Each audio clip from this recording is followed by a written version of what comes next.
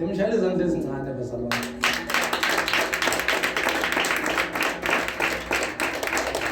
Azodaya umfundisi umofisini umthumele WhatsApp nabona ngiphathanga next ezandleni. So siyabonga kakhulu bezalwane. We're talking about the first and the second Adam. We said uAdam wenzani angithi wona and sathi isona esizalelwe kuso thina isona esenze uAdam. And sathi akekho owayefanele emhlabeni ukuthi engasihlenga kulesona esasibhekene naso. That is why the second Adam okwamele ukuthi afike azohlatshwa njengemvana, and we touched the scriptures that he was prophesied, he was confirmed, and sagcizelela futhi nokuthi wayeNkulunkulu, and we made a disclaimer ukuthi singenzi mistake mayibizwa uPaul makambiza second Adam thinking ukuthi uAdam umdala kuye. Remember ukuthi uPaul umbiza second Adam within the context of abantu abazelwe. Again we explained that, but we explained that uJesu uNkulunkulu, in the beginning was the word was with God, and the word was with God. So this is testing us phambanisi lezo zinto zoyi-2. So today we are continuing with the imfundo zethu, where we are equipping the saints. Today we are looking at the resurrection of Jesus Christ. Let's say resurrection of Jesus Christ. Let's say resurrection of Jesus Christ. I think abanye bethu bazwile nge-resurrection, bazalwana niyangiphazamisa. Abanye bethu bazwile nge-resurrection, and kukhulunyiwe nge-resurrection kwenziwa konke ngayo, but today kumele sike sibheke ukuthi mayingasi challenge i-resurrection singayimela na iqiniso lakhona, because inkinga isekelo senkolo yethu sime ku-resurrection. Mike yami ngiyehlise kakhudlwanyana. Okay, ngconywana yayi-right, noma singayiyekele nje bazalwane. Ngithanda ubekezele ngalo msindo le mike inamandla because isiphithiphithi siyangidisturb. I-resurrection bazalwane, if it can be challenged or questioned and we can't stand asikhona uku-explaina ngayo, then our faith will be dead. Without the resurrection there is no salvation. As a matter of fact, uJesu abafundi ubanikeza imandate uma besale eJerusalem ukuthi abahambe bayobufakazi bakhe iJerusalem lonke neJudea lonke neSamaria kuze kufike ekupheleni komhlaba. Ukuyofakaza ngani ngeresurrection? Uyofakaza ngani bazalwane? Le evangeli akusile evangeli lokuthi sifakaze ngeimoto, akusile evangeli lokuthi sifakaze ngempilo enhle esiphilayo. But the evangeli, it's all about sifakaze ngani nge-resurrection. So if we understand the fundamental of our faith, which is the resurrection, then we'll have a problem, because in resurrection thina we just say ukuvuka kaJesu, but we cannot really explain ukuthi and defend the resurrection, because if you are a born again Christian, you need to know that umsebenzi wakho akusi umsebenzi wokuthi kuphela uze esontweni, but is to contend for the faith, is to do what bazalwane? For the faith. And you can't contend for something that you don't know. If ngizokuvala amehlo ngithi kuno globe ekhanyayo la uzange uyibone, you will never contend ukuthi kune globe okhanyayo, because ngizokubuza ukuthi ime kuphi, you will battle to even tell me iposition yalo globe because awazi ngayo. So that is why things like our resurrection, these are the things that we need to make sure that we understand. We need to make sure that we take note. There are a lot of scriptures that we are preaching, but we are not teaching. Because we take those scriptures because we are quick to go and preach, so that kuzoba namandla.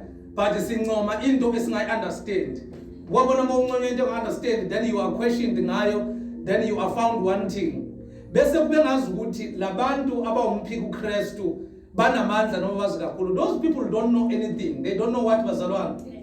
It's because thina we do not take time to dig deep on the fundamentals and the foundation of our faith. Because uma kukhulunywa nge-virgin birth, umuntu wesifazane ongazahlangana nendoda ukuzala kwakhe, it's one thing that you need to understand and ukwazi ukuyimela when it's questioned. Azizuquestion lezi zinto ngaphandle kuphela. We are raising abantwana that are so much obsessed with information, and they are not going to take in what I understand. You need to make sense, and you need to clarify it kubona. Because if we battle to explain, if philosophy is going to make lezi zinto eziphikisana nevangeli kube ngazuthi izinto ezinamandla, uke wezwa makunama argument between abantu ababantwana bakaNkulunkulu nabantu abahelukile noma laba asebeyekele ukukhonza noma lento yensindiso sebe against yona, but that have a vast knowledge with theology ukuthi they sound so persuasive and they sound so wise, but it's not that they are wise, it's because we do not have enough knowledge of challenging them based on scriptures. Because if we are going to argue on scriptures, we must agree one that mina nawe agree ukuthi the word of God is infallible. Izwi likaNkulunkulu siyavumelana ukuthi alinayo ipotential yokwenza mistake. It is impossible for it ukuthi libe wrong. So once we agree on that, then we go deep kuma scriptures. You don't bring your natural wisdom or your carnal wisdom or your research that is not informed by the scriptures, because it's very easy to twist a history to someone that is not sound or that is not rooted in the scriptures. That is why we always emphasize that before you go to commentaries, before you go to the false prophet, which is Google, you need to go there already with scripture, because you might find things that will disagree with scripture. I was talking to my wife that kunento ebizwa nge-Mariotology. Mariotology i-study esikhuluma ngoMaria lesi senziwa amaKatolika. It will make a lot of sense if you are not rooted in the word. So that is why those things we need to teach and explain to Maria uhlanganaphi. And simususu to Maria ukuthi entweni yesalvation uMaria naye isalvation uyayidinga. uMaria naye ungena ngoKristu kulento yesalvation. uMaria akana next emenza ukuthi size simlinke with the deity of heaven. uNkulunkulu wasebenzisa to fulfill the prophecies ukuthi ongalento wesifazana ongahlanganisanga nendoda uyozala indodana, uyoba pregnant, then azale indodana. So that does not give Maria the power or make ukuthi kube ne religion that is based kuMaria as if uMaria is something. uMaria naye, that is why up and down agijima. That is why they never even questioned her, because there is absolutely nothing that she could pull on the table that had to do with salvation. Christ uNkulunkulu kuMaria. Before Maria was uKristu wayekhona. Before Maria was uKristu wayekhona. So those arguments you are going to battle to explain or to defend the evangeli if really we don't understand ukuthi thina singena kanjani and iyini lento esikholelwa kuyo. So resurrection is very important in our Christian faith. And I can safely say, bazalwana, that it is the fundamental of faith. Ignoring the theology of resurrection can lead us into serious crisis, and it will be difficult for us to contend for our faith.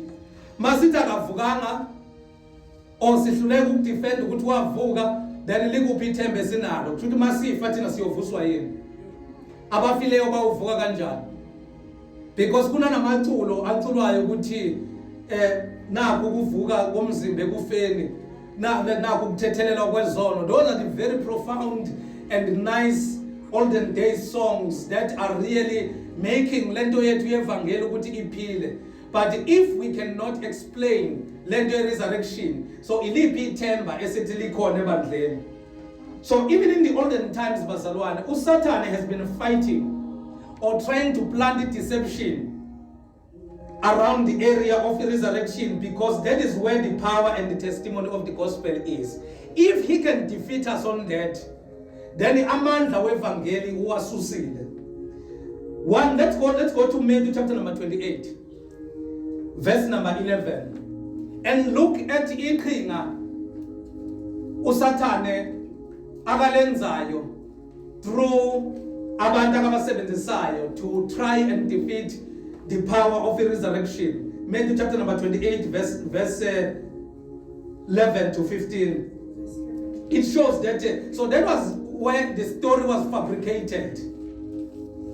That's where they wanted to tamper with the history, resurrection. And these are the people that were carrying a first grade or the first hand information. But they did not receive it through the Holy Spirit like us. They did not understand it through faith. But bona abantu ababekhona bayibona yenzeka lento.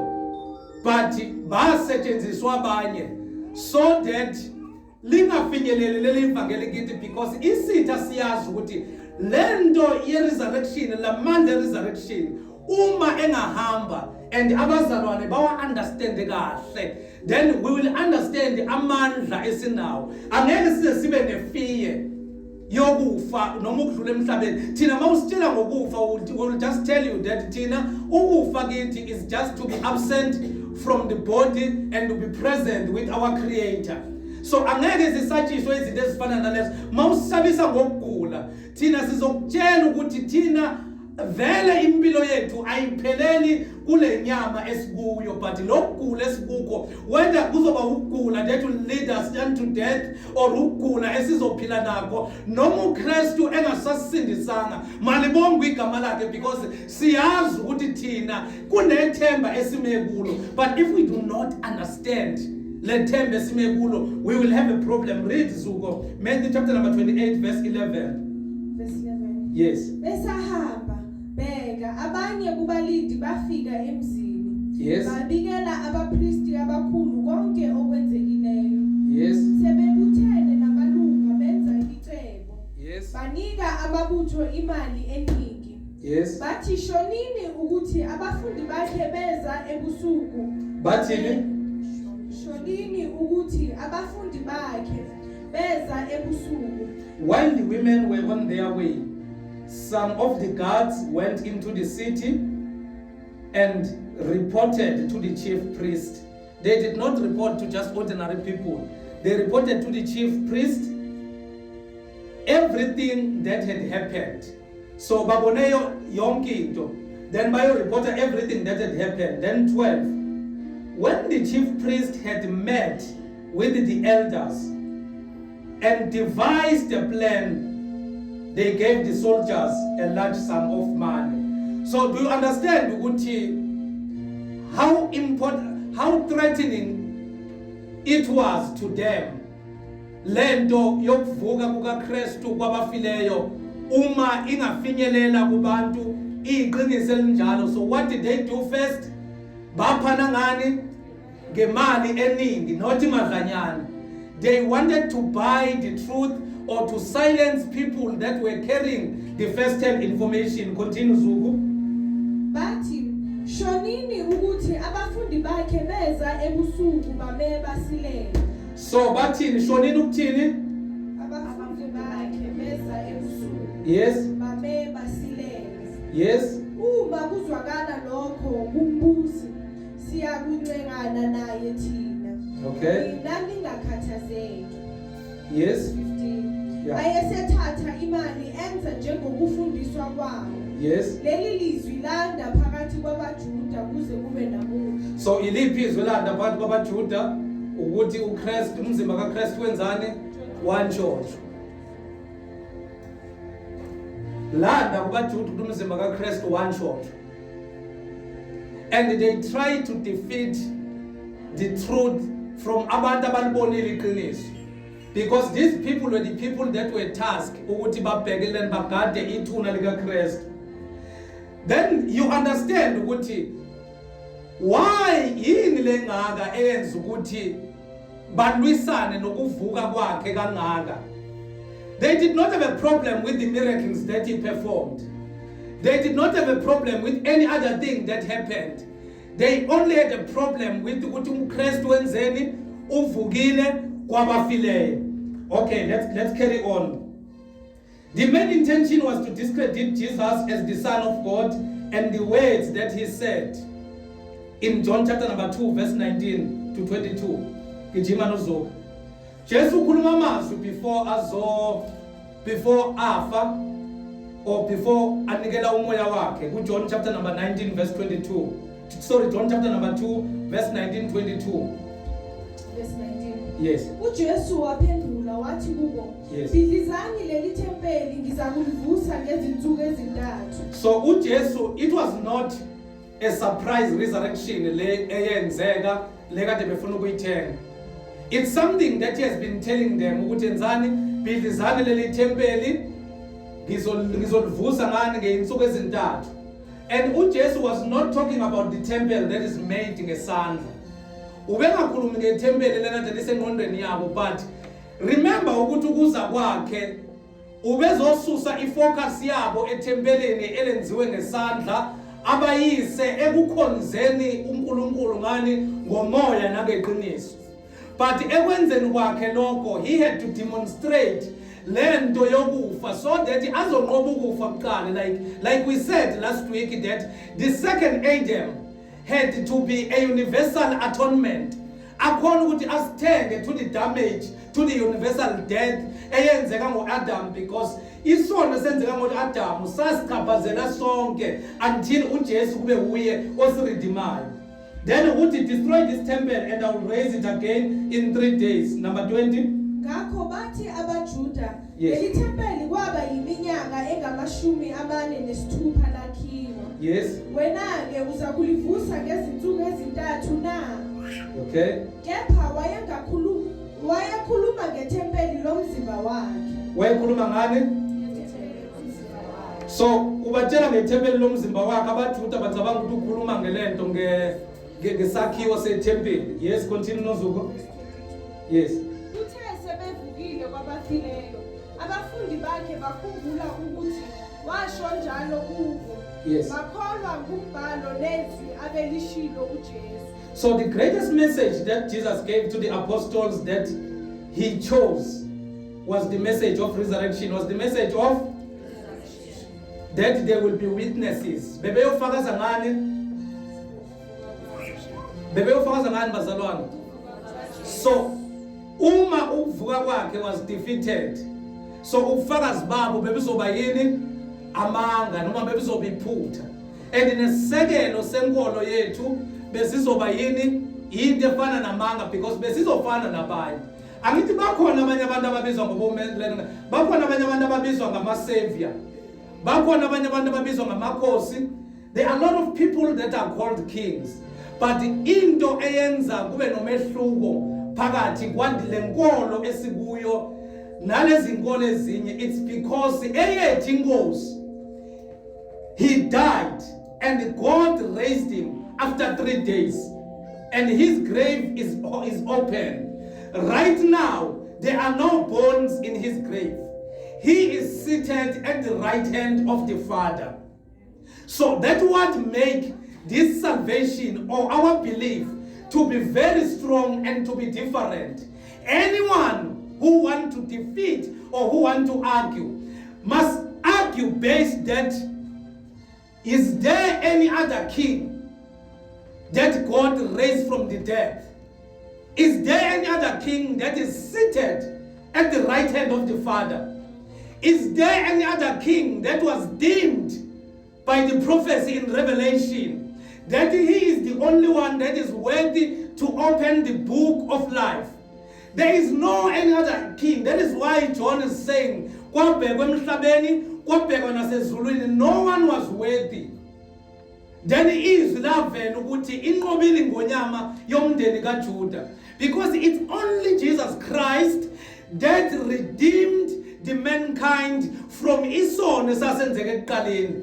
Zonke lezono bazalwane esize sazenza azinamandla. I explained last week that they were a result of that we were born in sin.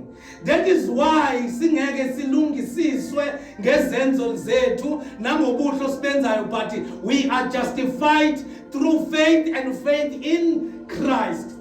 So that's how important the resurrection is. So the testimony they carried and spreading was about Christ's resurrection. So let's look at the ascension, before ascension to heaven, God Jesus Christ, that he firstly revealed himself. And after avuga, akazange wavuga, wayeseya phezulu and disappeared, but he firstly revealed himself. He did not reveal himself in my dreams. He did not reveal himself in spirit, but he revealed himself. It was bonakalisa enjani engophilileyo. He revealed himself alive. So before Jesus Christ ascended to heaven, he first revealed himself alive to them and gave all the proofs. He gave what? Bongo figures that he resurrected. He did not do that for one day, but he did it for 40 days. He spent 40 days with them, giving them an assurance that wavuga emathuneni. Let's go to Acts chapter number 1 verse 3. Acts chapter number 1 verse 3.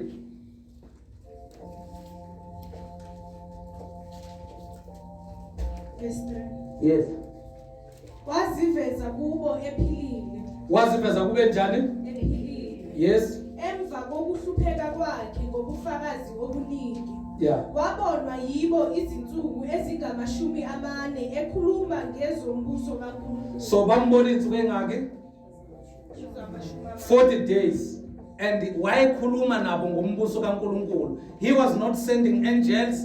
He was not giving them dreams, but he was conversing with them. He was communicating with them. Are present, akhona kuleyo ndawo leyo. Yes, qhubeka Zuku. Verse 4. Yes. Kwathi ehlangene nabo wabayala ngokuthi ningamuki eJerusalema kodwa nihlalele isithembiso sikayise. So leyo command banikeza enjani ehlangene nabo? Wenze njani bazalwane?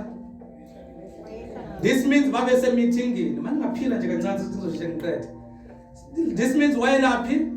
Wayese meetingini nabo. Wayehlangene nabo phila futhi nozuko.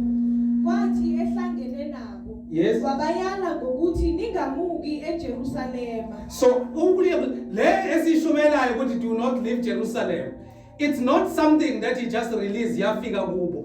Wayehlangene nabo. Ngale translation engifunda ngayo it says on one occasion while he was eating with them, he gave them this command, do you not leave Jerusalem, but do what? Kodwa nihlalele isithembiso sikayise enasizwa ngami. Yes. Verse 5. Yes. Ngokuba uJohane wayebhapathiza ngamanzi. Yeah. Kepha nina nizakubhaphathizwa ngomoya ongcwele. Kungakadluli izinsuku eziningi. So he's telling them about the prophet, about the fulfillment, the prophet Joel, that they must wait in Jerusalem. Ukuze bamukele samandla kamoya oyingcwele, so that kuzofezeka isipropheto lesi esakhulunywa umprofeti uJoel. Then uyabatshela ukuthi ke uJohn ubhaphathisa ngamanzi, but ensukwini ezingengaki nizobhaphathiswa ngomoya oyingcwele. So ngifuna ufunde ke nozuko u6 bese uhamba kancane. Verse 6. Yes. Khona labo abebuthene bambuza bathi. So babembuza bebenjani? Bebebuthene. Bebebuthene. Yini ukubuthena is to congregate or is to meet. They were together with him. So abambuzanga through the many messengers on the side. This is after evukile la. Babuthana kuye, yes. Bambuza bathi Nkosi. Yeah. Usawubuyisela umbuso kuIsrayeli ngalesi sikhathi na? Yes. Wathi kubo akusikho okwenu ukwazi isikhathi noma imizuzu. Yes. Ubaba akumisele ngamandla akhe. Verse number 8. Kodwa nizakwamukeliswa amandla. Yes. Umoya ongcwele esefikile phezulu kwenu. Yes. Nibe ngofakazi bami eJerusalema naseJudiya lonke. Yes. NaseSamaria kuze kube sekugcineni komhlaba. Yes. Kwathi eseshilo lokho wakhushulwa bebuka. Wakhushulwa benjani? Bebuka. So wabonwa yini abapostoli ayebakhethileyo. There were still 11 here because angithi uJudas wamkhaphela, then uJudas committed suicide angithi. And this was before benze unkatho bahlome ilento ilot, then bakhethe uMatthias. So the 11 bamubona, they saw him, they physically saw him, baba ne-conversation naye, then that one will have to argue that this scripture is not true. That's the first argument that you need to put in place. Abafundi bakhe akababona, wazibonakalisa kuye engophilileyo, wazibonakalisa njani? Then wakhuluma kubo 40 days abatshela ngombuso wezulu. Then they gathered around him and they asked him, when shall you return umbuso to Jerusalem? Uthi, no. It is not for you to know times and authority that my father has bestowed upon me. Uthi, but nina hlalani eJerusalem namukeliswa amandla kamoya oyingcwele. Nothi maniqeda ukumukeliswa amandla, then uthi niyobofakazi bami iJudiya lonke neSamaria lonke iJudiya lonke, iJerusalem lonke, iJudiya lonke neSamaria lonke kuze kufike ekupheleni komhlaba. Akasho ukuthi niyofakaza ngama-miracles engikwenzile. Akasho ukuthi niyofakaza ngazo zonke izinto, but bayofakaza ngani? Ngokuvuka kwakhe. The core message or the core preaching of salvation is resurrection. Once someone undermines resurrection, that person is trying to kill lento yensindiso esimele kuyo. Is trying to kill amandla. So first one wabonwa. Number one wabonwa yini? Abagada ngithi Matthew 28. Wabonwa yini?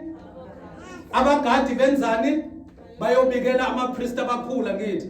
Babikela amapriest abakhulu ukuthini? Ukuthi uvukile. Because iBhayibheli lithi before angcwatshwe bahamba baya kuPilate. Mabeya kuPilate bathi Pilate lokuthu uPilato ngisengikhohlwe ngiseGreek orange farm baya kuPilato. Mabefika kuPilato bathi Pilato bazomntshontsha lo muntu lo labafundi bakhe. Wathi hambani ithuna nilivale emasayidini. So in other words, masikasebenzisa ilimi lamanje lanza laweldelwa ithuna ngithi. And babe khona lapho.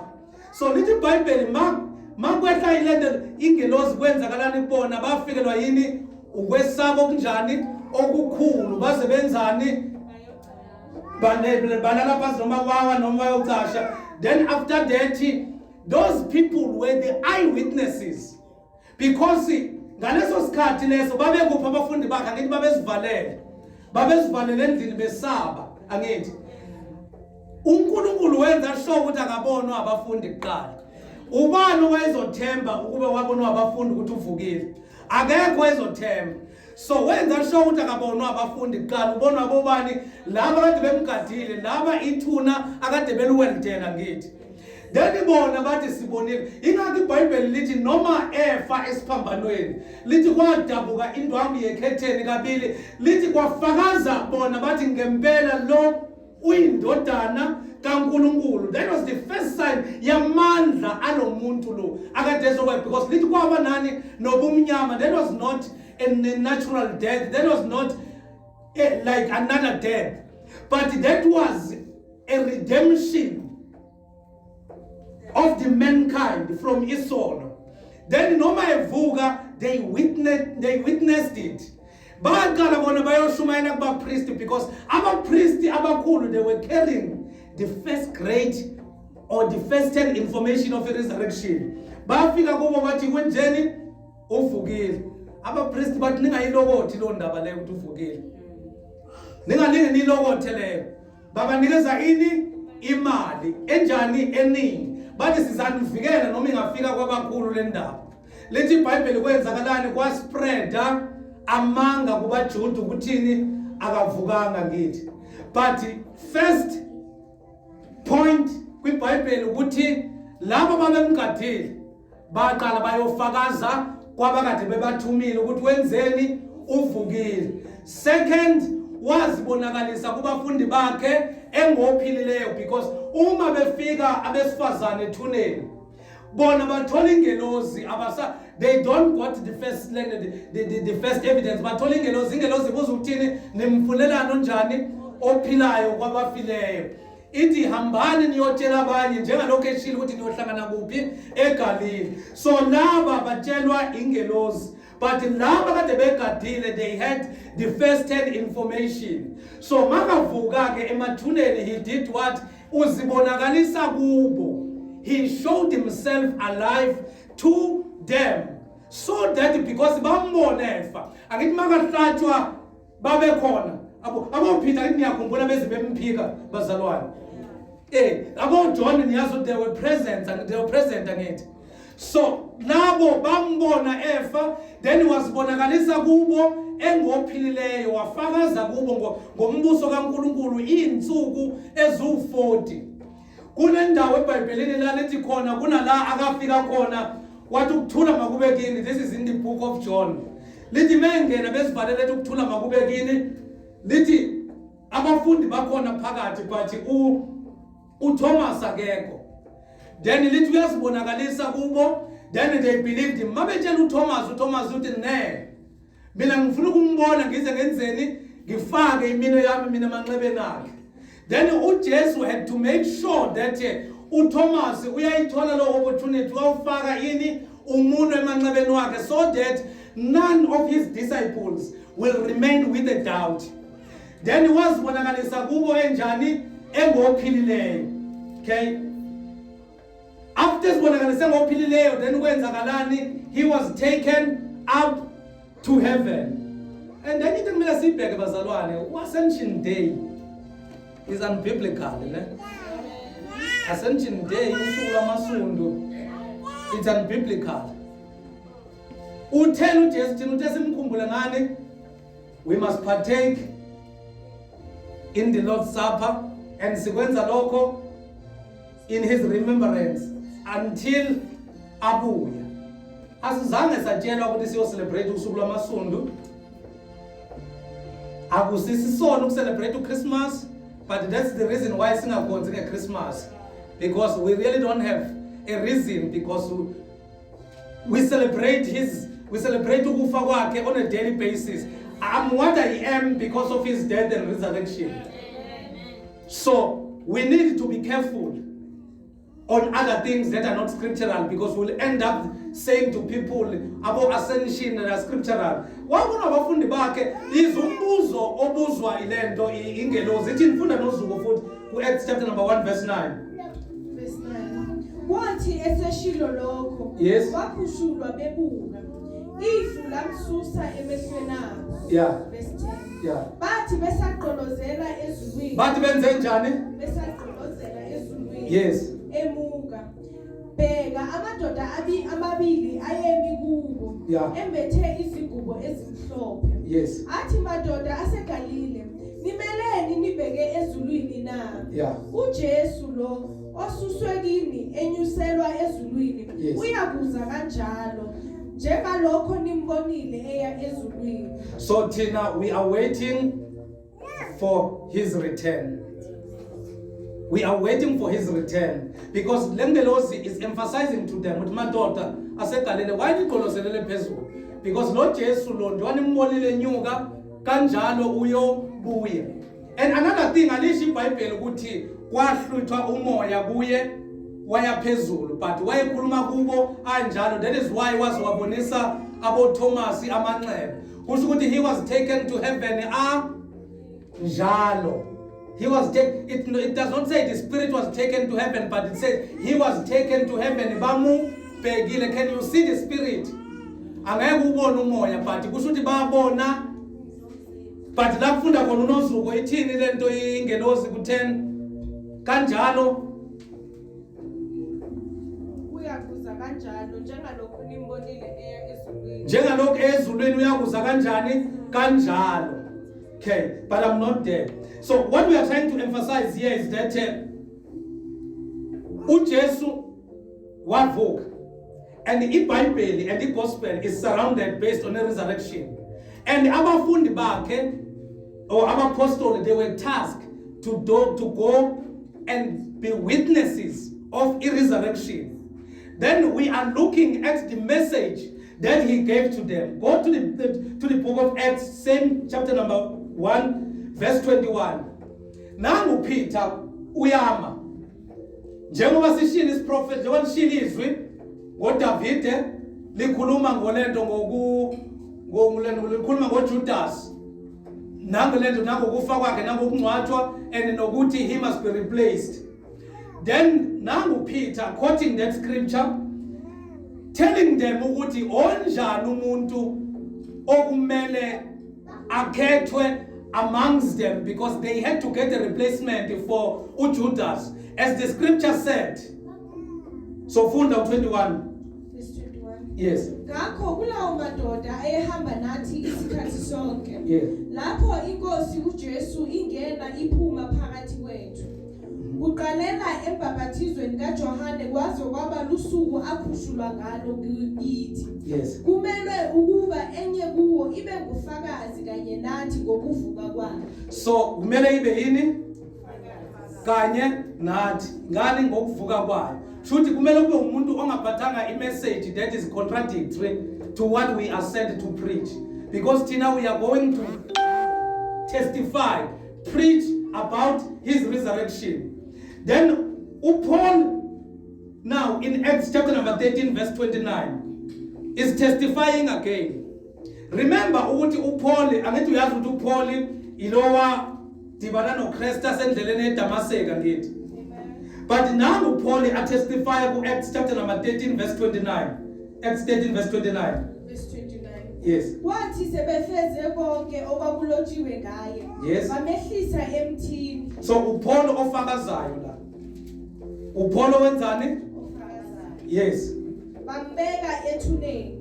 Kepha uNkulunkulu wamvusa kwabafileyo. Ubufakazi bukaPaul buthini? uNkulunkulu wenzani? Wamvusa kwabafileyo. uNkulunkulu wamvusa kwabafileyo because ukuze amandla wevangeli ame aqinile. Resurrection must not be shaken, because that's a core and the fundamental of the gospel. So Paul is saying, therefore Paul is saying, when they had carried out all that was written about him, they took him down from the cross and laid him in a tomb. 30. But God raised him from the dead. Let's say God raised him from the dead. God raised him from the dead. Verse 31.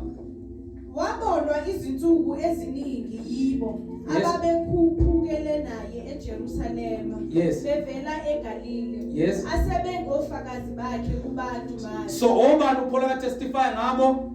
Abafundi bakhe ngithi abantu abapostoli. So uthi uPaul bayini?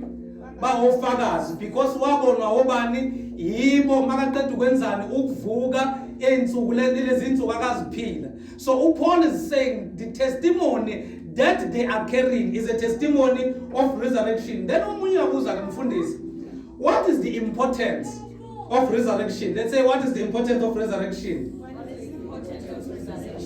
So Paul now is giving an answer to that. Paul made it very clear that if Christ had not been raised, our preaching is useless, and so is our faith. Let's say, if Christ has not been raised, our preaching is useless, and so is our faith.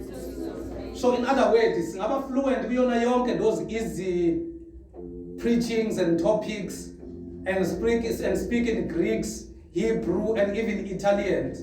But if we do not understand the fundamental and we are not rooted and understand what is the foundation yale evangeli, then we over less, because we will not be able to argue. So Paul is very clear, if Christ has not been raised, our preaching is useless, so is our faith. Paul is writing and debating that with the abazalwane baseKorinte, because they were busy arguing, saying there is no resurrection of the dead. Uodwa mayifile ufile akunakuvuka labo abafileyo. Then uPaul uthi ke then leli ivangeli esilishumayelayo kusho ukuthi alinamandla, because le vangeli lithi thini uma uNkulunkulu amvusa uKristu kwabafileyo kanjalo nathi yokwenzani. When you look in mawufunda ku Matthew chapter number 27, uJesu mayefa kwenzakalani? Lithi angithi kwaqhaqheka ini amathuna. Lithi ababefile babonakala benzani? Bevukile. Bengavukanga kuphela bathi behamba kuphi? Phakathi kwabantu. Beqinisekisa lokho. So then when such argument, uPaul akekho uthola message ukuthi there is an argument that is like that, because there was this mindset of wanting to separate the body from the spirit. Ukuthi mangone ngenyama vele inyama into ezalelwe sonweni and inyama ayiyezulwini, inyama has nothing to do with ulendo kwami ukuthi mina ngithi ngisaved. So we are fana, and but there is no resurrection of the dead. So Paul had to write clarifying that, and they were writing that philosophically, because if you remember, I explained to you that Corinth was very close to Athens and the Athens had college, had the university, every trained philosophers. That is why Paul ahlangabezana nenkinga enkulu makafike Athens, because even ithixo bekulula ukuthi bazenze, and they were able to justify and make sense to any ungodly thing akade beyenza. So here now Paul is facing those philosophers akekho in his absence. Then ayafika ama-vultures, ziyafika igebengu zingena within the church, but when they are within the church they are defeating the biggest and the core of salvation, which is the resurrection. But no, there is no resurrection of the dead. So if you kill the resurrection of the dead, then there will be tembalam mangifa. Then so what? So what? Then because when shooting ngenzani ngingaziphilela nje umathana.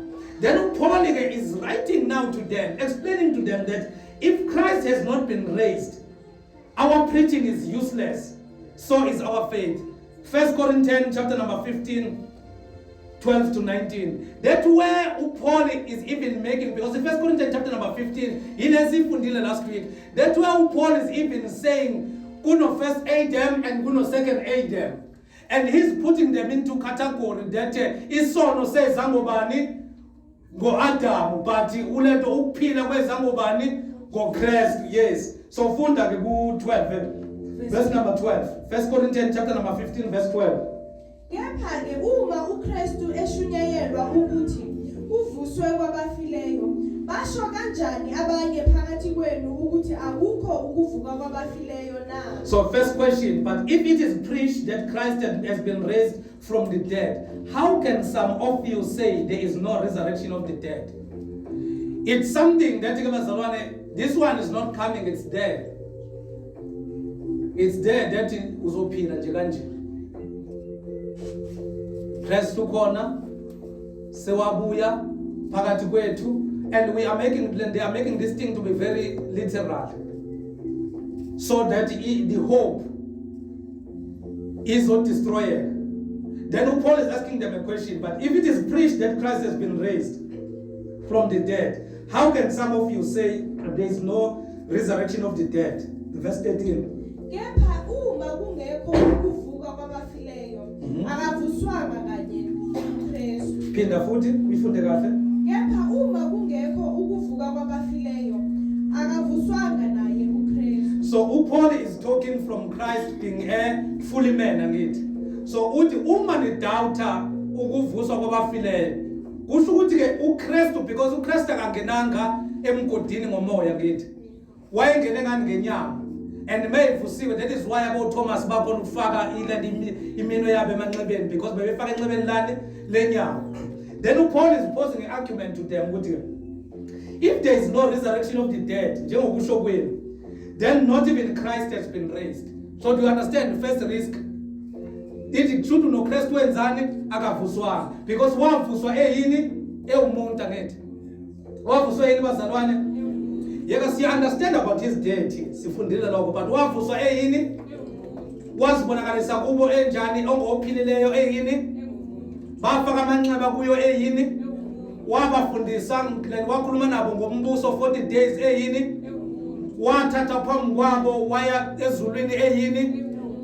So uPaul uthi uma uKristu engavuswanga, uma kungekho ukuvuswa kwabafileyo, because uKristu bezovusa ini umuntu. That is why kuMatthew 27 lithi labo babefile befele enkosini babonakala benzani bevuka, then behamba emphakathini, then babonakala befakaza ngithi.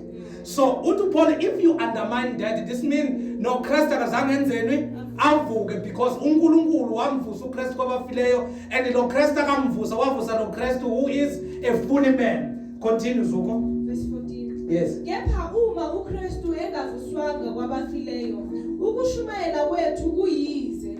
Ngivumelana noPaul. If we can agree that uKristu akavuswanga kwabafileyo, then ukushumayela kwethu kuyobe kuyize. Mayibuya icilongo liyokhala ngethe, then kuyokwenzakala yini? Asikhulumeleni bazalwane, kuyokwenzakala yini? Abafele kuphi? Enkosini. Yilona ithemba esinjani esinalo. Yilona ithemba esinalo. So uPaul uthi ke yini into esizoyishumayela if resurrection is defeated? Yini into ozoyifakaza? Because akithi sifakazela abomakhelwane etata. Mawufakazela umakhelwane athi tata, ayikho lanto yakho yokuthi kunomuntu ongavuka kwabafile. Uke wayibona kuphi lento tata ungathi senizogula. So once one doubter, then you are finished. Because this means uKristu akavukanga kwabafile.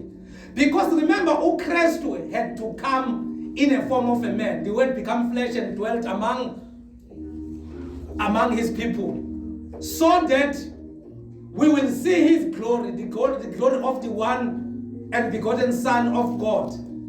So that as a kind of demonstrator and usher us back to where the damage happened again.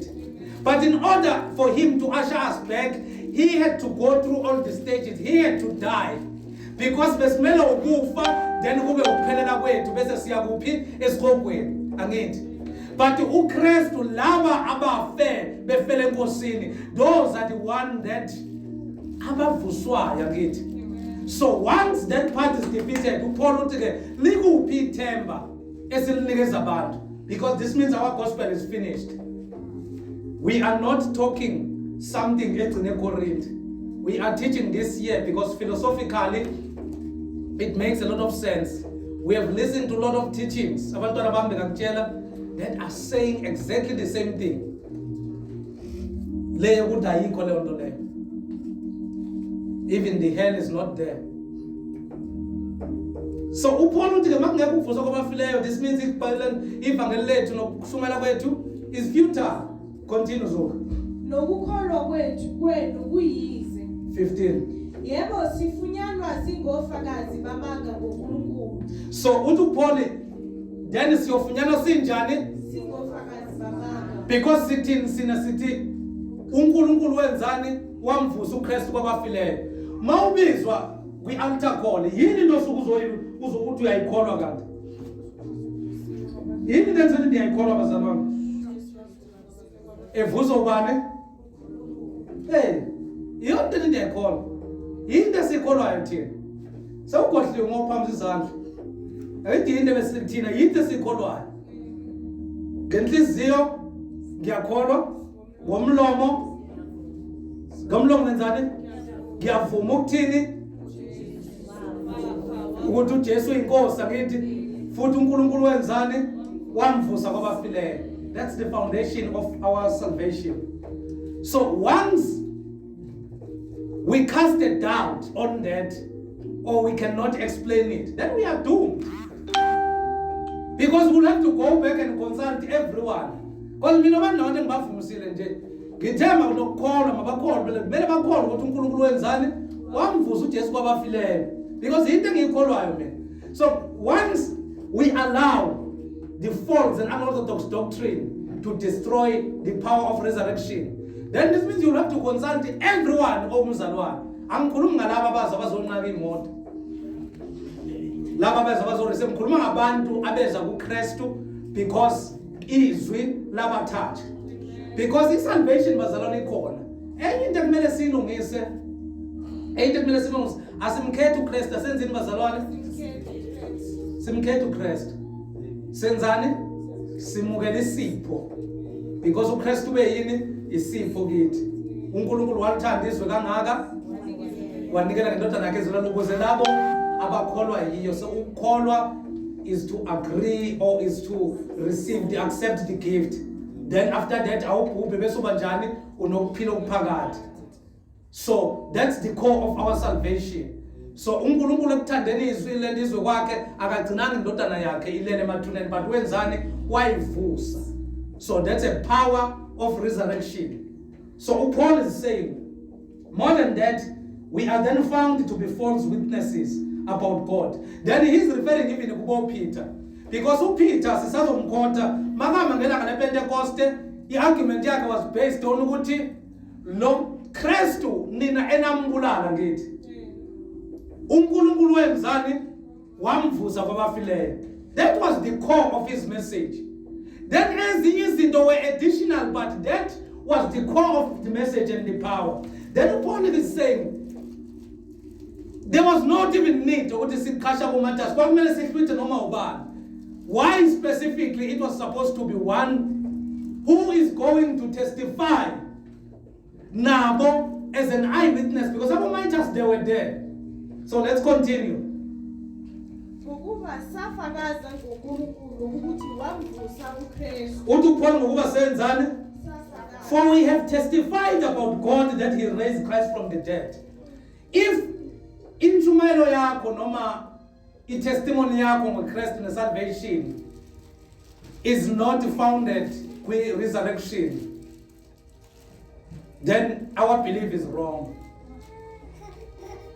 Because uJesu first wabathi umuntu bawo bofakazi bani bokuvuka kwakhe. Because there was a disagreement. Ingakho bathini mayele ngesihlahleni, bethi mayele ngelento esiphambanweni. Bathi mayele ngesiphambanweni uma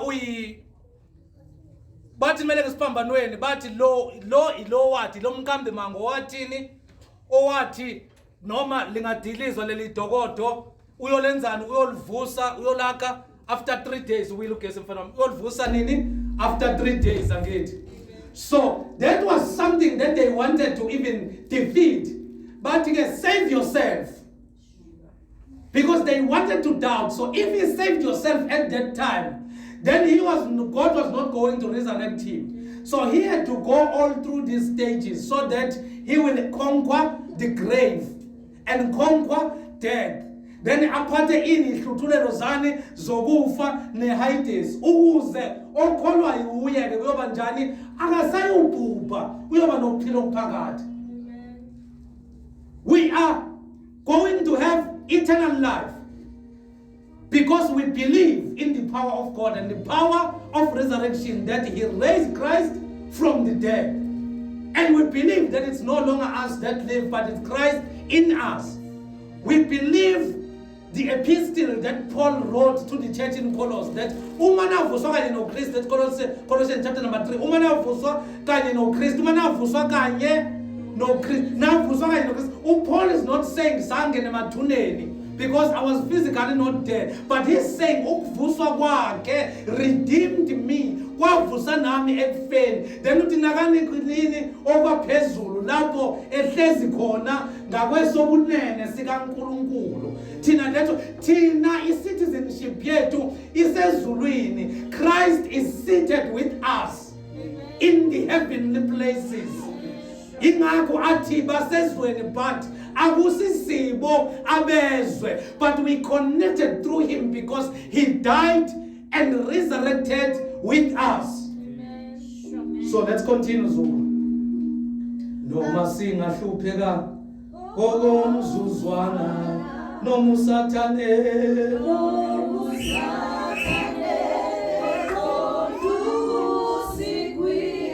sibonga ukwazi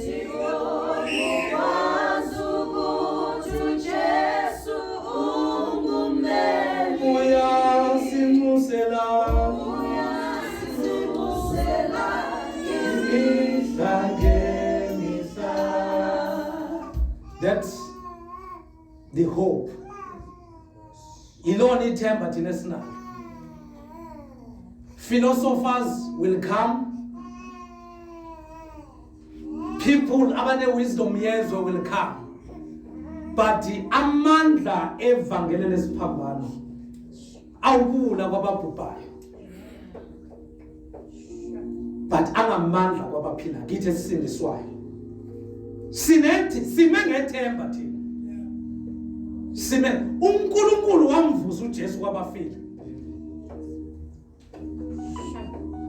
He is seated at the right hand of the Father.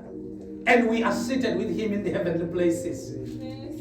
Uyasinyusela imihla ngemihla. John chapter number 14. Uthi uma nenza intando yami. Uthi I will intercede to the Father to do what?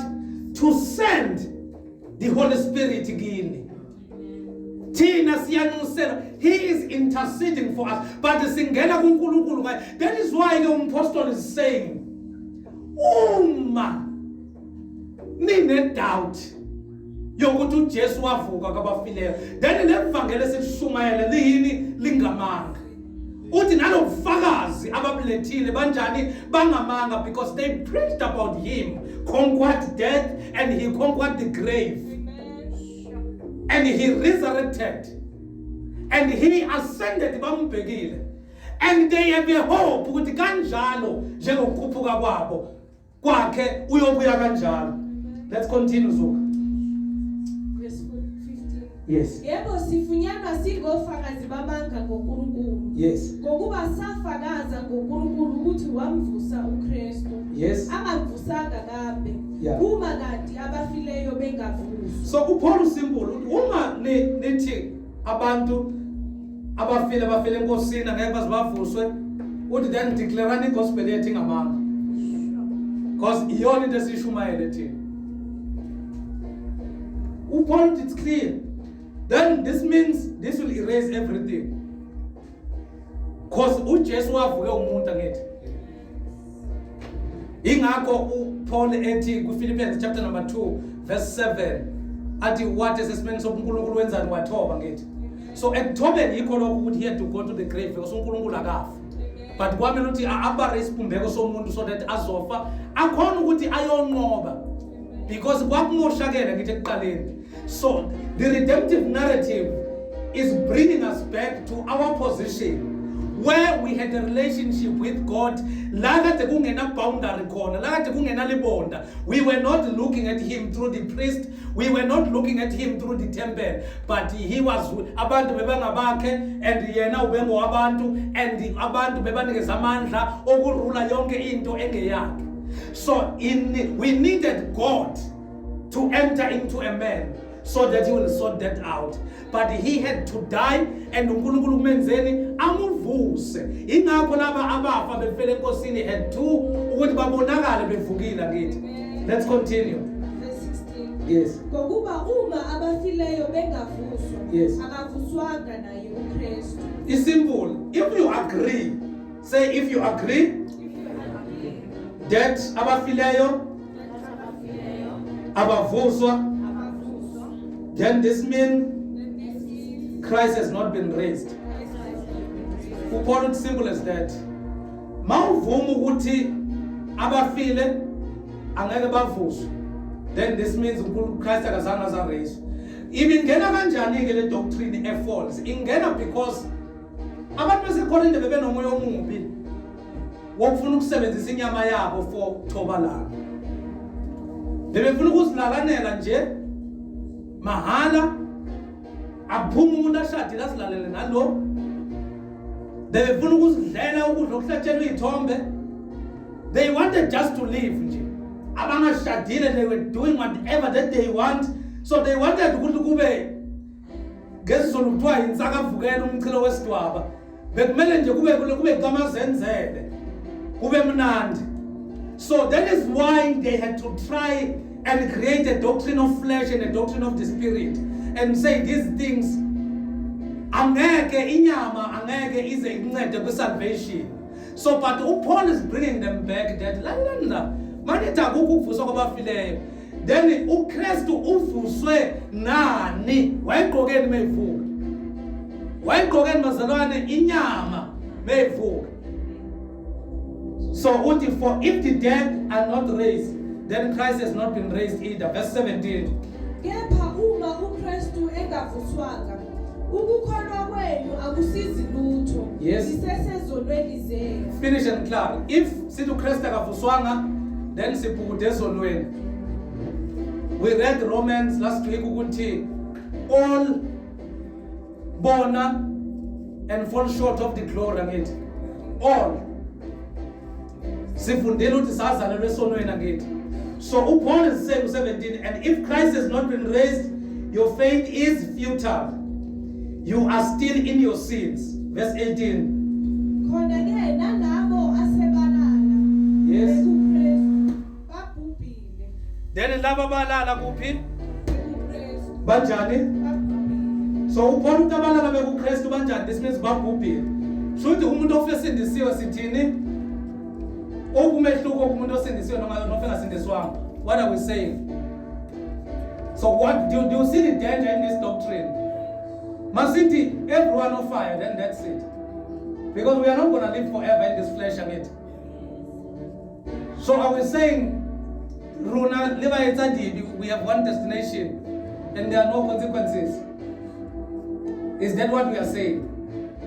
So that's an argument that Paul is putting that, and if Christ has, then those also who have fallen asleep in Christ, this means they are lost. Because ituna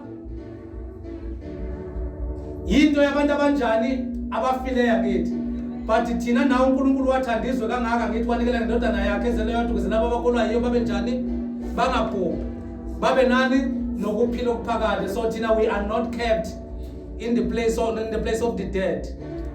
So the place of the dead, angithi niyazi bazalwane ukuthi indawo yabantu abafe bengafelanga enkosini ngithi. So thina through his resurrection we are saved, and mayebuya we will be resurrected because we are already resurrected through him. Simple as that. So qhubeka nozuku 19. Uma singabathembela kuKristu kulokhu kuphila kuphela. Yes. Singabokukhalelwa kunabantu bonke. Phinda futhi nozuku. Uma singabathembela kuKristu Yes. kulokhu kuphila kuphela. Yes. Singabokukhalelwa kunabantu bonke. Phinda futhi. Uma singabethembela kuKristu Yeah. kulokhu kuphila kuphela. Yes. Singabokukhalelwa kunabantu bonke. So if only for this life we have hope in Christ, we are of all people most to be pitied. If sicabanga nje ukuthi insindiso yethu into yokuphelela lana, then Paul is saying then we are all be pitied. This means ithemba sinjani asinalo. Ithemba linjani bazalwane? Asinalo aliko, because iliphi ithemba esinalo? Thina ithemba esinalo ukuthi muhla lento ebuya siyokwenzani, siyayibonakaliswa, siyofaniswa naye ngithi. I know that leli themba, it sounds so foolish to people abanokuhlakanipha kwasemhlabeni, but lingamandla. You need the grace of God and the Holy Spirit to understand lento yokuvuswa kwabafileyo. So resurrection bazalwane was prophesied. I've seen to a New Testament. Resurrection was prophesied by the prophet. Let's say resurrection was prophesied by the prophet. It is not just that it came in the New Testament. It was also foretold by David. So if it can be denied, this means the whole Bible is not telling the truth. Because the whole Bible is ushering, the whole Bible is trying to redeem this God. You are seeing God trying to redeem the mankind. So, in resurrection, I kalanga again about Paul. I've seen the Vuga we Acts chapter 1, I've seen the Vuga we made. This was foretold. Psalms chapter number 16, verse 10. And about Paul when they preach, when you find Paul in Acts chapter number 13, are you aware that Paul is quoting with David? Paul is not saying anything new there. Paul is quoting with David. Psalm chapter number 16, verse 10. Ngokuba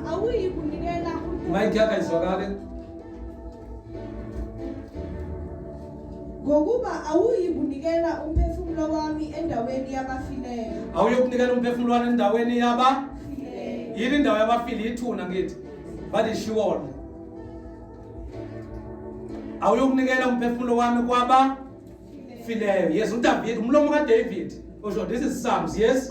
Awuyi kuvuma ukuba ongcwele wakho abone ukubona. Awuyukuvuma ubongcwele wakhe enzeni? Abone ukubona. So if umzimba uphelela kwabafileyo wenzani, it's seed decay ngathi. So wenzani uyabola ngathi. But David is saying, because you will not abandon me to the realm of the dead, nor will you let your faithful one see decay. Yes, number 11. Uyakungazisa indlela yokuphila. Yes. Ukugcwala kwenjabulo kusebusweni bakho. Yes. Intokozo isesandleni sakho sokunene kuze kube phakade. Intokozo isesandleni sakho sokunene kuze kube Phakade. So we can see who David wavuka. Angizwa wazalana. David wavuka. So umulanda umzimba wakhe waphelela kuphi? Ethuneni. Ithemba lika David lokuvuka lixhomekeke kubani? KuChrist. So was David talking about himself here when he say, because you will not abandon me to the realm of the dead, nor will you let your faithful one see decay. So he was talking about Christ. So we are clear that David is talking about Christ. So let's do something called the scripture, interpret the scripture. So when Paul got a chance to speak in Pisidian Antioch, let's say Pisidian Antioch, Kumbula, Paul was released, set me apart, Paul and Barnabas, Saul and Barnabas, for the work that I've sent them to do again. Then they started going, then they met Jews that started to argue with them. We know the story. Then they had to pass the message. And the message that Paul had to focus on was the message of the resurrection. But Paul, the message of the resurrection, is not quoting Peter. Let's say he's not quoting Peter. He's not quoting John. But he's quoting David. Funda nozuku, Acts chapter 13 verse 34. Uzomuzwa apinda Psalms chapter 16 verse 10 to 11.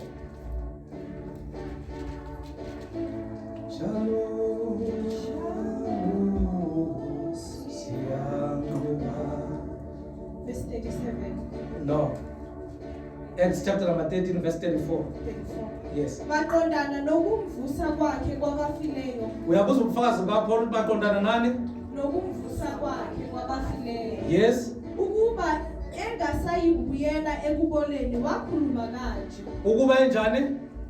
Engayokubuyela ekuboleni. Uthena uDavide, because you will not abandon me to the realm of the dead, nor will you let your faithful one see decay abone ukubola. So Paul is saying here, God raised him from the dead so that he will never subject to decay. Yes, continue. Wathi ngizakunika okungcwele. Yes. Nokuthembekileyo kukaDavide. Kukabani? KukaDavide. So uDisthembiso sikaDavide. Then Paul is quoting Psalms chapter number 16 verse 10 to 11. God raised him from the dead so that he will never be subject to decay. As God has said, I will give you the holy and sure blessings promised to David. So that was promised through David or to David. Verse number 35. Verse 35. Yes. Ngakho nakwenye indawo uthi awuyi kunika ongcwele wakho abone ukubona. So David utheni laphayana, no, you will let your faithful one see decay. So you will see that Paul in Acts is quoting David. That is why is related, because he's quoting David. So Paul is very clear here that it's not a new thing. This is a fulfillment of what God spoke through the mouth of David. That it is linked, that it was already written in Psalm chapter number 16. The righteous one shall not, the God will not allow the righteous one to see decay. Okay, let's continue. So Peter is also quoting Psalms chapter number 16. What a coincidence. When you read in Acts chapter number 2 verse 29, Peter is quoting Psalms 16 verse 19. In Acts chapter number 13 verse 34, Paul was quoting the very same Psalms 16. So now Peter, now I'm getting the Pentecost, the Acts chapter number 2. Now Peter was sukuma, sinamandla sithi wasukuma lithi base besukuma nabanye bame eceleni kwakhe akithi. lithi waqala uPeter wavula umlomo and he addressed them. So in that address, Peter was hammering on the issue of the resurrection. So read to Acts chapter number 2 verse 29. Madoda, Yeah. bazalwane, ake ngikhulume kini ngokusobala. Yes. Ngokhokho uDavide Uthi uPaul ukhuluma ngokusobala ngobani? Ngokhokho uDavide. So ukhokho uDavide ukhulume kuPsalms chapter number 16 verse 10 to 11. So uthi ngikhulume ngokhokho uDavide, yes? Ukuthi wafa. Yes. Nokuthi wembelwa. Yes. Nokuthi ithuna lakhe lisekhona kithi namuhla. uDavide uKristu mayefa avuswa wayesefile uDavide ngithi. Asena uDavide wayesefile uKristu efa uNkulunkulu emvusa after 3 days. But do you see here that ubufakazi buka Paul no Peter, Peter is even more explicit than Paul is saying, fellow Israelites, I can tell you confidently that the patriarch David died and was buried, and his tomb is here to this day. Utinu Peter, his tomb is to this 30. Yes. Ngakho lokhu engumprofeti ekwazi ukuthi uNkulunkulu wayefungile kuyo ngesifungo Yes. ukuthi enzalweni yokhalo lwakhe Yes. uyakubeka omunye esihlalweni sakhe sobukhosi. Ubani loyo? Ubani oyobeka enzalweni kaDavide esihlalweni sobukhosi? uKristu ngithi. Verse 31. Ebona kusephambili. Yes. Wakhuluma ngokuvuka kukaKristu ukuthi So uPaul uthi ubani owabona kusephambili? So David uthi Peter, sorry. Peter la is passing the argument. Uthi, fellow Israelites, I can tell you confidently that the patriarch David died and was buried, and his tomb is here to this day. Uthi Peter nganithatha nginise ethuneni kaDavide lisekhona. Uthi kodwa but he was a prophet and he knew that God has promised him on oath that he will place one on his descendant on his throne, seeing what was to come. He spoke of the resurrection of the Messiah. He spoke of the resurrection of He spoke of the resurrection of that he was not abandoned to the realm of the dead, nor did his body see decay, but God has raised this Jesus to life, and we are all witnesses of it. Funda nozo 31. Ebona kusephambili. Yes. Wakhuluma ngokuvuka kukaKristu. Yes. Ukuthi akashiwanga eHades. Akashiwanga kuphi? eHades indawo yabafila ngithi. Yes. Lenyama yakhe ayibonanga ukubonga. Yes. uJesu lo uNkulunkulu wamvusa esingofakazi bakho thina sonke. So uthi uPeter lokufakaza engizokuthula eincwadini lezi niziphethe enisigijimisa ngazo. uDavide wafa, but ekufeni kwakhe niyazi encwadini ukuthi kubhaliwe ukuthi wabona laphambili ukuthi enzalweni yakhe kunozophakanyiswa abekwe esihlalweni okuKristu. Uthi ke ngalokho God has raised this Jesus to life, and we are all witnesses of it. So uPeter ubenzani? Ubethula ubufakazi bani bazalwane? Bokuvuka kukaKristu. This theology or this doctrine of resurrection, we need to sing it and we need to be confident. You need to believe it when you run out of scriptures. Yes, amen. Even when you are limited in terms of the knowledge. Let this thing live in you, because that's a core and the foundation of your salvation. Once you remove it, then this means mawufa awunathemba uyofubolele lapho, and that's it. So why are you here? Why others bazenzela into zabo? Why abanye beloya? Why abanye bethakatha? Why abanye benza yonke lento le? So if uphimisa lokho ngamehlo akho uthi ngumphiki uKristu. Ungumphiki, you are an antichrist. So when you bring this type of theology, then your theology is against Christ. That's what the message to polarization. That's what about Peter by short.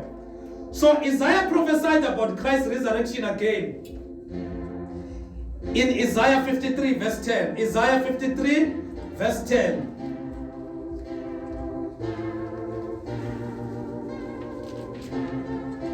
mfundisi uzosicija nge-15. Nokho uJehova wathanda ukuyishaya ngezifo. Yeah. Lapho wenza umphefumulo wakhe ube ngumnikelo wecala. Yes. Iyakubona inzalo yayo. Yeah. Yenze izinsuku zayo zibe ziningi lentando kaJehova. Yes. Iyakuphumelela esandleni sayo. 11. Ngokuhlupheka komphefumulo wayo iyakubona yaneliswa. Yes. Ngokwazi kwayo inceku yami elungileyo.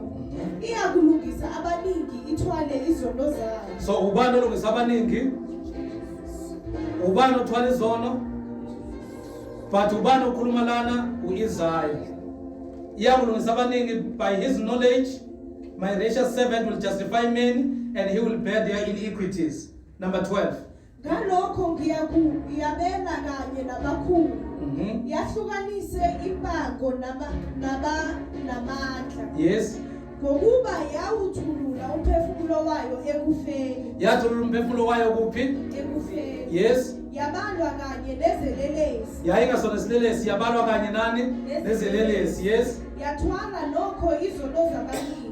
Ubani wathwala izono zabaningi? Yes. Yakhulekela bona. So how did the resurrection happen? Then that's the last part. How did the resurrection happen? And what was the evidence? Say, how did the resurrection happen? And what is the evidence? Stand up on your feet. We'll finish that next week. I think next week we are doing. And what is the evidence? From the scripture. So one is the obana babona ukuvuka kaKristu. Number 1. Sheleni uma izandla lapha. Sheleni uma izandla. Abagada babona ukuvuka kaKristu. Then abafundi bakubona abakubonanga but uKristu wenzani? Wazibonakalisa kubo enjani engophilile. Sathi uThomas mengena uJesu athi ukuthula makube kini. Wathola ulana uThomas engekho ngithi. Then bambona abafundi, then they were satisfied. Then makafika uThomas uthi never mina ngizokholwa. That is why nimbiza ngomakholwa ngokubona. Wathi ngizokholwa mina ngokufaka umunwe kuye. Then uJesu wazibonakalisa wathi babusisiwe abakholwa bengazange benzani bangabonanga. Wayekhuluma amazwi wakhuluma noThomas loyo. Then sathi wazibonakalisa kube sathi another thing abafundi bakhe bayibona yini? Bambona ekhuphuka phambi kwabo eyakuphi? Ezulwini. Sathi uma kuleni ku-Acts chapter number 1 verse 8 uma yathi bazobofakazi bakhe iJerusalem lonke iJudea neSamaria kufike ekupheleni komhlaba, imuphi umlayezo akayobanikeze bona? Umlayezo wokufa kwakhe. Sathi uze kuconfirm abani? Kuconfirm uPeter in Acts chapter number 1 verse 22 makalento mabaphakamisa uMatthias azo replace uJudas ukuthi lo esizomuphakamisa makube onjani, makube ilo owabona ekhambeni kwakhe kusukela kumbhabhadiso kaDavide kuze kufika kuphi elento ekufeni kuleni kukaKristu ngithi. Then uthi loyo uyena umuntu ozoba njani ozokwazi ukuthi abe ufakazi nathi ngendlela efanayo. Then uPeter mayema ngelanga lePentecost utestifya ngani? Sithi utestifya ngokuvuka kukaJesu. Sithi after itestimony kaPeter ukhotha ini? Ukhotha uPsalms chapter number 16. Sithi uPaul kuActs chapter number 13 naye wenzani? Ukhotha uPsalms chapter number 16. Sithi uPeter again ngelanga lePentecost metestifya ukhotha ini? Ukhotha umprofeti uIsaiah. Mele nimekhuluma ngobani? ngoJesu. Sithe Isaiah chapter number 53. Then now we are covered. We have the evidence from the scriptures that God raised Christ from the dead.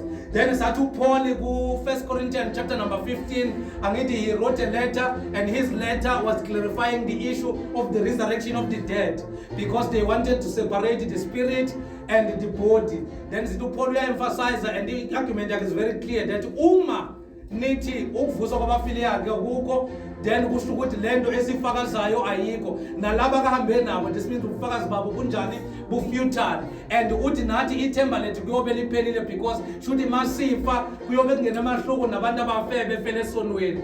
So we understand, we are clear about the evidence of resurrection from the scripture, and the Bible is very clear that kanjalo njengoba nimbona khushulwa uyokwenzani uyobuya kanjalo, then we know thina ukuthi mayibonakaliswa siyokwenzani, siyofaniswa naye. Then there is a resurrection of the dead.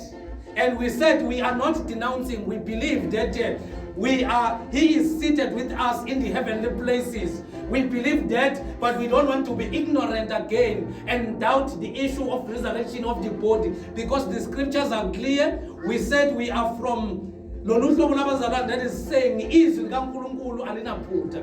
It is infallible. So that's our teaching for today. Next week we will talk about how did the resurrection happen and what is the evidence or proof of resurrection from the scriptures. Then I think we'll have an understanding, bazalwane. Never ever forget. Go home and try to read more in the scriptures that were given today. Singazazi zonke lezi ezimnandi, lezi zokunikela singazazi, nalezi zeyibusiso zenu singazazi, but seek first the kingdom, and the kingdom of God is God's way of thinking. Is God's way of thinking. So siyazi thina ukuthi his thinking was all about redeeming us, and all these things were done for our redemption. Seek first the kingdom of God and all its righteousness. But you will never understand and grasp God's thinking if bathini kambe kunale maune phobia ekufundeni iBhayibheli lakho noma ekufundeni iBhayibheli. Once waba nephobia ekufundeni iBhayibheli, you will have a problem. We are going to pray, bazalwane. Siyanqoba siphume ezintweni ezinzima njalo siyanqoba. Siphakamiseni izandla zenu, sivale namehlo wethu. Just open your mouth and begin to thank him. Just tell him who he is. Father, we thank you. Siyabonga uNkulunkulu namandla ngezwi lakho. Ubonga boThixo singambono ngafaniswa nawe. Sibonga uNkulunkulu namandla ukukhuluma kwakho kulempela sonke. Sibonga uNkulunkulu namandla ukusidlalela nokusamvulela izwi lakho nokusibizela Nkosi namandla to a position of understanding the foundations uNkulunkulu namandla of the basic of your scriptures. Father, we thank you uNkulunkulu namandla for making us to be sober in the approach of our faith and understanding uNkulunkulu namandla the things that might lead us to a position of backsliding. Father, we thank you uNkulunkulu wethu that is lakho liwile phakathi kwale ndawo. Fihla Nkosi namandla loya naloya umgcine uNkulunkulu namandla, fihla izwi lakho enhlizweni zethu, ligcine uNkulunkulu namandla. uNkulunkulu wethu singabi bikho ozokhohlwa, kepha Nkosi namandla izwi lakho malukele emhlabathini ovundile. Vusa kithi inhliziyo that will be hungry for your word, inhliziyo ezojula Nkosi namandla ezwini lakho, njengokusho komhlabelelo ukuthi ngijulise Nkosi othandweni lakho. uNkulunkulu namandla, we pray Nkosi namandla ntambama namhlanje ukuthi sisize Jehova, siqonde izwi lakho, silifunde ngokweqiniso, ngoba singalahlekelwa yilo uNkulunkulu namandla. There will be a lot of deception. Izwi lakho linguwe, izwi lakho linamandla. Uphole Meshia uTimothy uthi preach, I charge you to preach the sound doctrine in and out of season, because kuyoba nesikhathi lapho abantu abaye befunile injumayelo ezinjengokubathwa kwendlebe zabo bayozifunela abashumayeli abasholongo abakuthandayo. Kepha Timothy must stand firm. We pray Nkosi namandla and we tap into that word today, that is isize uNkulunkulu namandla to stand firm in your word. Noma ngabe sekumele sisale sodwa, as long as we remain in your truth. Father, we pray that is isize usipho ukuqonda. Open our mind that we may understand the scriptures, that we might not walk according to our knowledge, but we might be guided by your scriptures, because you exalted your word above any other thing. Father, we thank you this afternoon in Jesus' mighty name, and the church say amen. Siyabonga kakhulu bazalwane, sicela uNkulunkulu izandla. We are meeting again, same time, same place. Silaba bazalwane nigcwale nize ngabanye abantu badlule namhlanje. Bring others. God bless you. God bless you. God bless you.